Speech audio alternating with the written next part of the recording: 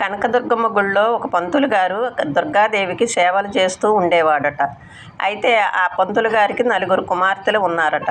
గాజుల set ఒకరోజు వెళుతూ ఉంటే, మా అమ్మాయిలకి గాజులేసి వెళ్ళువయ్యా అని చెప్పాడట. సరే అని చెప్పి వాళ్ళ అమ్మాయిలకి గాజులు వేశాడంట. ఇంకొక అమ్మాయి కూడా వచ్చిందంట. వచ్చి నాకు కూడా గాజులు వేయమంటే ఆ అమ్మాయికి కూడా వేశాడంట.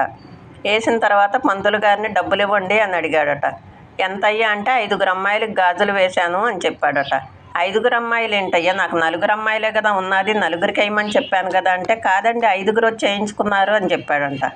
సరే అని 5 డబ్బులు ఇచ్చేసి దుర్గాదేవికి సేవలు చేయటం కోసం గుళ్ళోకి వెళ్ళాడట. అమ్మవారి చేతి నిండా గాజులు ఉన్నాయంట. అమ్మ, నన్ను కనుకరించావా, నా కూతురుగా వచ్చి నువ్వు గాజులు వేసుకున్నావా, గాజులంటే నీకు ఇంత ఇష్టమా అని చెప్పి రోజు గాజులతో పూజలు చేసేవాడట. ఆయన ఎంతో సంతోషంగా ఆమెకు సేవలు చేస్తూ ఉండేవాడు.